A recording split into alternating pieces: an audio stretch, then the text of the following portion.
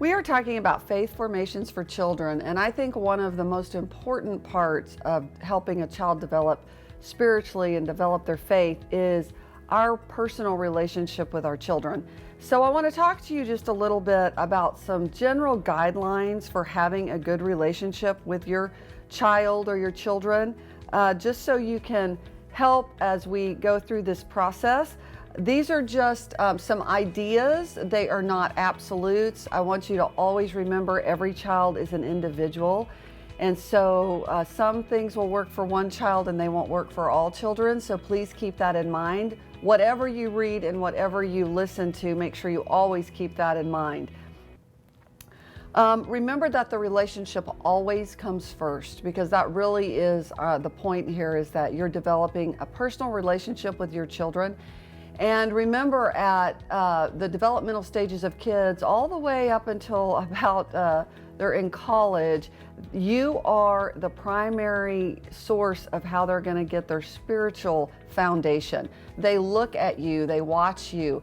Remember, kids always watch what we do more than what we say. Very quickly, they learn to see through smoke screens. They see through things that we say that are not real in our own life. So make sure you try to be as authentic as possible.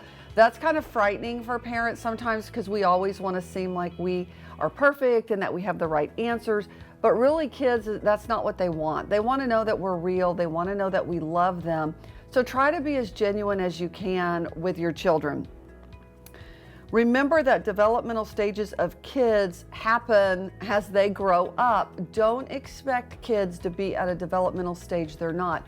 And what I mean by this is it's easy to, if we're not understanding why a child will have a temper tantrum and we want them to act like a more mature person. Well, if they're 2 years old, that's probably a stage they're going to go through. Or if our child is in kindergarten and they're in a very abstract part of life, they're not going to be able to think concretely. So you need to remember and investigate a little bit when you're having some issues with your children. What stage are they in? What do we need to be aware of? What's really happening in their brain development, so that that will guide you? Because sometimes there are simple explanations to what's causing a child to do something. And I think for me, that was one of the most empowering things as a parent, when I realized that, oh, there is an explanation. For me, it was with our son when he was in preschool. I was the children's pastor at the church. And so every time we would walk into church, our son would get in trouble. He would get in trouble in his class. He would have to be brought to me in my office. It was very horrifying for me. I didn't know what in the world is going on until I realized the minute we walk into church, I'm no longer his mom. I'm everybody else's children's pastor. And for him, that was very unsettling, and it made him insecure. So I had to realize that it wasn't that he was just trying to act out to be a bad child. It was that he had a need, that he needed the security that I'm still his mom no matter where we are. And we had to work through that. So make sure you're paying attention to some of those things with your children. Listen to them. Now, at different stages in their development, they're not gonna just come up to you and say, hey mom, this is the issue. But you need to listen in what they are saying, and listen by watching what they're doing.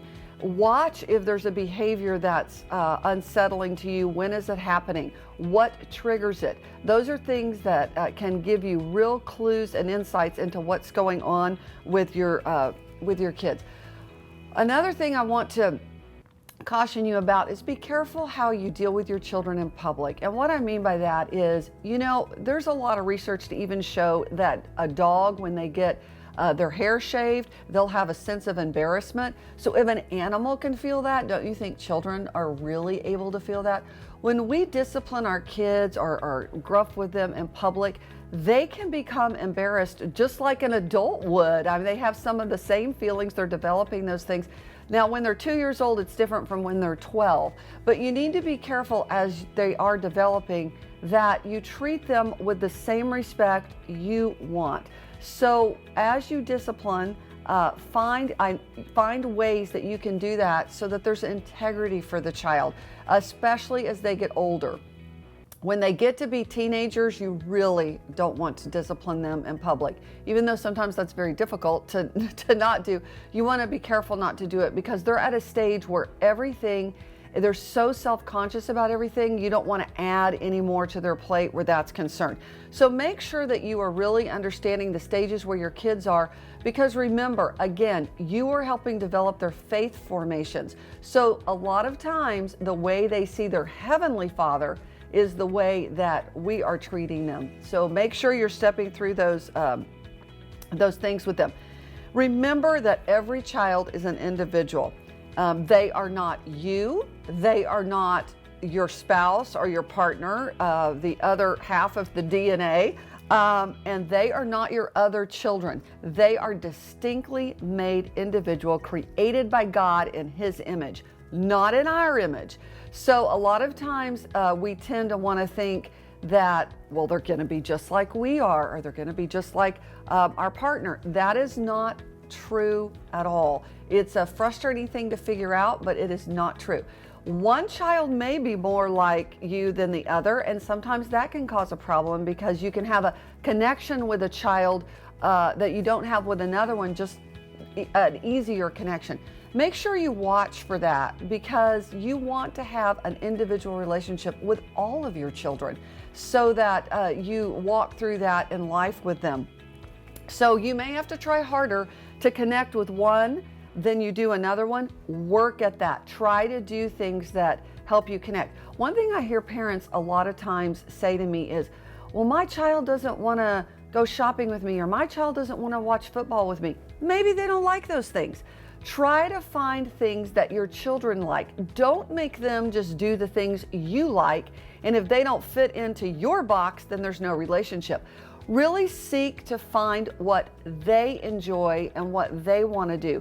You can maybe find a new hobby also as you're doing this, but remember, they get a say in being a part of this family, and when we treat them like their voice matters, like their opinion matters, it really makes the relationship so much stronger. And it makes you as a parent seem like you really want to get to know who they are and enjoy who they are.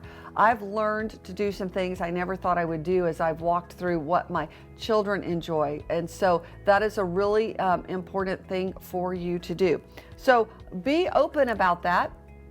Let your kids teach you some things, and don't try to make them do what you want to do. I know with our daughter, when she was about 5, I really wanted her to be a ballerina. I really wanted her to take ballet. I wanted her to be in the recital. I wanted the pictures. I wanted all of that. She absolutely hated ballet. And we had a battle every week when it was time to go to ballet because I am the one who really wanted her to take ballet. And so finally my husband said, what is it? Do you want her to be a professional ballerina? What is this about? And I realized it was something in my own life. I never got to take ballet. And I thought every girl should want to take ballet because I didn't get to do it and I wanted to do it. And so I then realized that Chelsea didn't want to take ballet. I wanted her to take ballet.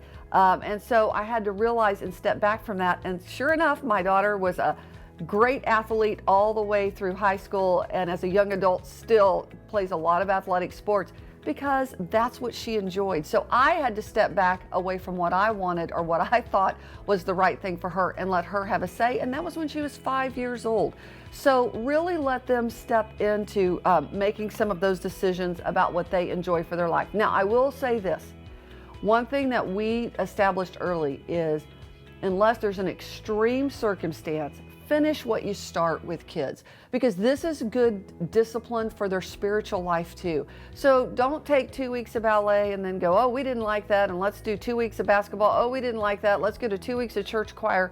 When you start something, and start things in seasons where it's not a lifelong commitment when they're 2 years old, do things, but say, you know what, this may not be your favorite thing, but we signed up, we made a commitment, we're going to finish our commitment, and then we can talk about whether you want to do it or not. Because kids are very prone to start something and quit. That's just part of the developmental process. You know, their attention span is very short, but you want to start teaching them about long-term commitments, because that's what the adults you want them to be. So work with them on at least following through when you make a commitment. So the first time, make a commitment for maybe 4 or 5 weeks and see what that turns into. So don't, even though you're letting them have a say in what you're doing, make sure you keep that in some type of boundary with them so that you're teaching kids how to be, move toward what we want them to be, and that we want them to be responsible adults that have good disciplines, not only with Christ, but in other parts of their life. Also, spend time alone with each of your children. If you have multiple kids, this is a little bit harder, but it is really important as you develop that relationship. You know, you're not a group forever. You're part of a family, but you want to make sure that their identity is not just established in the family, but it is established as an individual person. So pick some times, and again, pick some things they're interested in. And do this in different combinations. You know, have your partner do it also so that you're getting some different attributes and some different things associated with it. So you want to have dad-daughter time, dad-son time, mom-daughter time, mom-son time. You want to have all those different combinations because as you're all different personalities, they're different personalities too. And what happens is one child will normally give in to the other if it's always a group thing. If it's a family thing, one child's going to probably give in, and you can notice that if you step back and look at the situation. So you want that child maybe who gives in more for the group to be able to have individual time to develop as a person also. So find some really cool things that you can do individually with your kids. And it doesn't have to be a big thing all the time. It doesn't have to be a special thing. It could even be riding in the car alone. Maybe, you know, when you're doing things, make sure you take time to ride in the car with each child individually. It just makes your relationship fuller. One thing that we do in our family is we will divide up when we're even going places. We ride different combinations in the car, and that's a good way to get to know a child. It's hard for a child to not have to talk to you in the car because they're trapped in there. You know, it kind of makes for a good win-win situation. And also, as you're spending time with your child in this way, be careful not to just make them answer a ton of questions. I know that's hard, and I am the worst at this. My grown children will tell you this. I ask a zillion questions because I think I want to get to who they are, but really try to create opportunities where they're giving you information without feeling like you're having to extort it from them, where it's a natural flow, and that takes some creativity. I have one child that's harder with than the other, and so I have to be very creative even now as to how I talk with them and how I get them to open up. So make sure that when you spend this time with them, sometimes talk about nothing. Don't always make it heavy. Sometimes make it fun.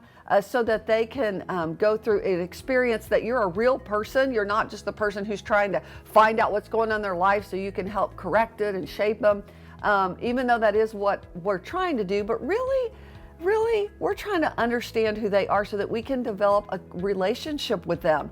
And so try to do that as you work through this so that you have fun and they'll have fun. And believe me, they notice when you're having fun, and they notice when you're just trying to be with them to find out if they did something they weren't supposed to, or if you're having to parent all the time and correct them. Use this as a really fun way just to get to know the cool side of your kid, the humorous side, or the smart side that maybe you didn't know. Use this as a really fun way for you and for them both to move into this part of your life that will last way beyond their childhood and as they become adults.